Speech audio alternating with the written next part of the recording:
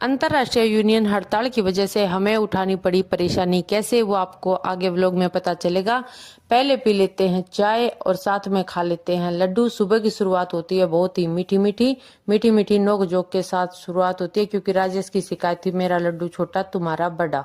मैंने कहा तुम एक बड़क में पूरा लड्डू खत्म कर देते हो, इसमें मेरी गलती थोड़ी है।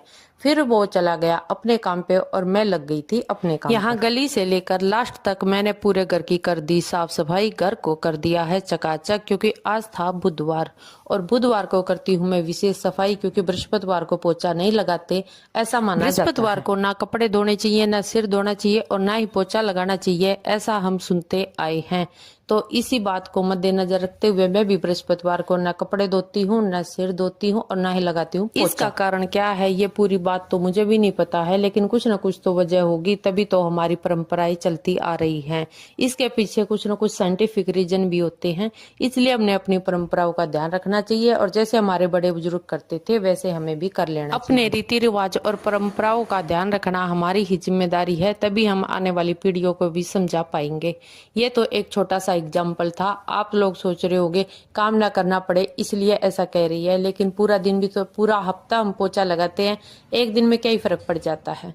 यहाँ पे मैंने कर दी थी नहाने की तैयारी और मैंने लग कर लिया गर्म पानी, तो मैं नहा के हो गई थी रेडी और अब मुझे करना था खाना तैयार, क्योंकि राजेश का आने का हो गया था टाइम।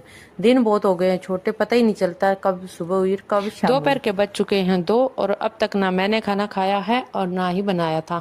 अब नहा धोकर बनाऊंगी खाना और फिर मैं खाऊंगी। मैं अकेले भी नहीं खा पाती, क्योंकि क्या बनाऊं क्या खाऊं कुछ समझ में ही नहीं आता है। ये लोग आ जाते हैं तो इनके साथ ही बैठ के खा लेती हूँ।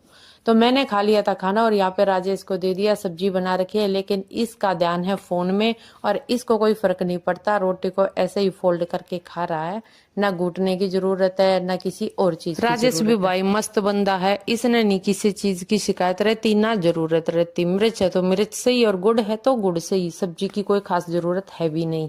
माँ तेरे सामने सब्जी धरी है, इसको नहीं लगाएगा, बोला नहीं मैं तो ऐसे ही खा लूंगा। माँ ठीक है।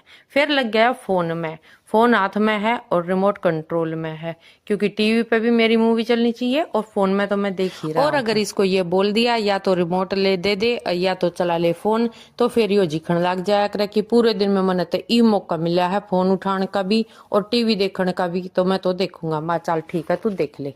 फिर शाम हो गई थी और सामने राजेश बोले मैंने गाड़ी खड़ी करनी है पुलिस लाइन में और तुम चलो मेरे साथ स्कूटी लेके, मैं तुम लोगों के साथ स्कूटी से वापिस आ जाऊंगा बस स्टैंड पे। ऐसे ही एक और गाड़ी लगा कहानी है, मखाड़ ताड़ तुम्हारी और चल कोई बात नहीं कर देते तेरी मदद, आधी तनख्वाह मारे तो दे दिए। माँ बेटा